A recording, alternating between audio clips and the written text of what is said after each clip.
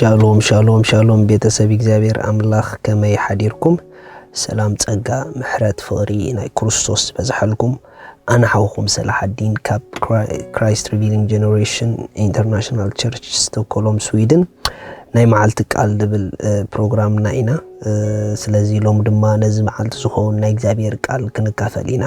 ሎም እንካፈሎ ጨንፈር እትህያው ጉንዲና ሃሌሉያ ጨንፈር ትህያው ጉንዲና ነሕና ናይ ትህያው ጉንዲ ጨናፈሪና ኢየሱስ ጎይታዩ ስለዚህ ሎም ሓደ ሰብ ኮም ይበል አነ ጨንፈር ትህያው ጉንዲ ይበል መጽሐፍ ከምዚ ይበል ጨንፈር ህያው ጉንዲ ሙኻና ስለዚህ ሎሚ ጨንፈር ህያው ጉንዲና ዝብል ቃል ከካፍለኩም ወንጌል ዮሐንስ ምዕራፍ 15 ካብ ጥቕሲ 1 أنا نحكي جندويني تخالي خا أبويو نتي كاباي أباي زلو فرزي فر زبلا كله جنفر يرحقو نتفرز فري زبلا جنفر جنا عزيم انتك فري يتريو نسخاتكم سالا اتيز نجركم كال درو نصحان إخم أباي تنعو أنون أباخاتكم جنفر أبت جندويني انت زيت أنا كبرؤسو كفري كم زي كال نسخاتكم ون أباي انت زيت أناكم كم إيخم أتجندويني أنا إيه أنا فركا نسخم إيخم بجكاي حنتو قاعد جورو أي تخولوني خم ما أتا أباي زتنع أنا ون أبو نسويو بزحفرة زفري نسويو بزحفرة زفري أحوات أستوعي لكم حزه وصغال يسوع كريستوس سلينا زجرم حكي تزاريو من مخنا ينجرنا كابت حدث لينا خزارب كله اتم بكريستوس أمينا داقم زتولدنا نحنا جنافر نايتهيا وقنتينا أحوات رأيو ጨንፈር በደገም ፂኻይ ኮንካን ምስ ጉንዲ ተላግቦ ኖ ጨንፈር ካውሽጥ ጉንዲ ይዝወጽ ምኽንያቱ ናይቲ ጉንዲ ህይወት ተኻፊሉ ናይቲ ጉንዲ ውጽኢት ይጨንፈር እቲ ጨንፈር ናይቲ ጉንዲ ውጽኢት እዩ ነሕና ጨናፍር ናይ ክርስቶስ ኢና ነሕና ጨናፍር ናይ እግዚአብሔር ኢና ማለት ናትና ህይወት ካብ ምንምን ብኻልእን ዝመጸት በደገ ዝመጸት ህይወት ኣይኮነትን ኖ ካብቲ ጉንዲ ዝወጻና ኢና እዚ ማለት ካብ እግዚአብሔር ኢና ንሕና ተረኺብና ካብቲ ጉንዲ ሓቂ ካብቲ ናይ ሓቂ ኣምላኽ ካብኡ ዝወፀ ህይወት ኢናትና ህይወት ረአይ ሕዋት ጨንፈር ኣብቲ ጉንዲ ዘሎ ፍረ ኩሉ በቲ ጨንፈር ይዝግለጽ ንምንታይ ተዳኢልኩምኒ እቲ ጉንድን እቲ ጨንፈርን ሓደ ህይወቶም እቲ ጉንድን እቲ ጨንፈርን ሓደ ህይወቶም እቲ ጉንዲ ኣራንቺ እንተደኣ ኮይኑ ኣብቲ ጨንፈር ብዙሕ ፍረ ኣራንቺ ከም ትረክብ ርግፀኛኹን ንምንታይ ተልካኒ እቲ ጨንፈር በደገ ይኮነን መጽዩ እቲ ጨንፈር ካብ ውሽጢ ወጽዩ ደስ ይበልኩም በክርስቶስ ዘበልኩም ካብ ውሽጢ ህያው አምላኽ ህይወትኩም መጽዩ ካብ ውሽጢ ህያው አምላኽ ህይወትና ወጽዩ አባና ዘሎ ህይወት ፐርፌክት እዩ አባና ዘሎ ህይወት ንጹህ እዩ አባና ዘሎ ህይወት ቅዱስ እዩ አባና ዘሎ ህይወት ኤክሰለንስ እዩ ንምንታይ ተተባሃለ ካብቲ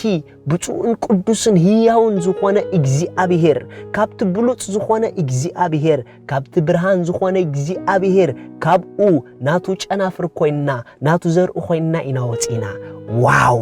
ኣሕዋት ረአዩ ኣብ ህይወት ከም ንፈሪ ምንም ጥርጥር የለን ኣብ ህይወት ከም ንዕንበብ ምንም ጥርጥር የለን ንምንታይ ተተባሃለ ዝወፃናሉ ጉንዲ ከምኡ ስለ ዝኾነ ጽቡቕ ፍረ ከም ንፍሪ ኣይንጠራጠርን ንምንታይ ተተባሃለ ዝወፃናሉን ዘለናዮን ጉንዲ እሱ ስለ ዝኾነ ክንፈሪ ዝገብረና ብናቱ ዓቕሚ ተኣማሚና ከም እንፈሪ ርግፀኛታት ኢና ብዙሕን ጽቡቕን ፍረ ህይወትና ከም ዝረአ ርግፀኛታት ኢና ሎሚ ደስ ይበልኩም ሰላም አምላኽ በአኹም ይዝግለጽ ናይ እግዚአብሔር ጸጋ በአኺ ይዝግለጽ ናይ እግዚአብሔር ህይወት በአኺ ይዝግለጽ ጨንፈር ኣብቲ ጉንዲ ዘሎ ሃብቲ ገላጽ እዩ ናይ እግዚአብሔር ሃብቲ ገለጽቲ ኣነ ንስኹም ኢና እግዚአብሔር ዘለዎ ሃብቱ ንፍጥረት ዘርእዮም ብጨናፍሩ ገይሩ ምኽንያቱ ጉንዲ ፍሪኡ ሃብቱ ብጨንፈር ገይሩ ንጥቕሚ ካልኦት ከም ዝውዕል ዝገብር እምበኣርሲ ንሕና ናይ እግዚአብሔር ጨናፍር እንተደኣ ኮይና ሰላም አምላኽ ሰባት ካባና መጽዮም እዮም ዝቕንጥብዎ ህይወት አምላኽ ሰባት ካባና መጽዮም እዮም ዝቕንጥብዎ ጸጋ አምላኽ ሰባት ካባና መጽዮም እዮም ዝቕንጥብዎ ፈውሲ አምላኽ ሰባት ካባና መጽዮም እዮም ዝቕንጥብዎ በረኸት እግዚአብሔር ሰባት ካባና መጽዮም እዮም ዝቕንጥብዎ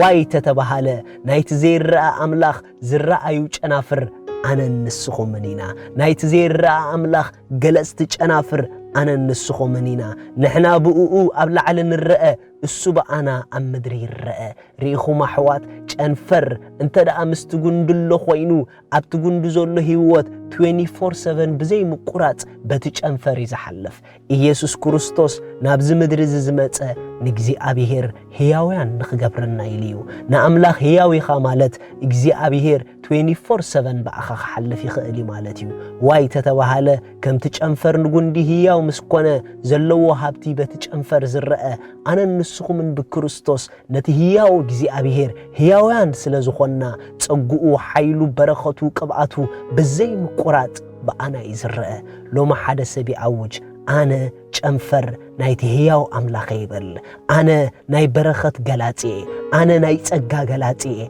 أنا ناي قدسنا غلاتي أنا ناي فرت صدق غلاتي مخنياتو غندي اتهياو غزي ابيهريو جنفرو ولودو كاب ازوصاخو دما أنا إيبولو دس يبولكم جنفر نايت هياو أملاخ مخانكم شالوم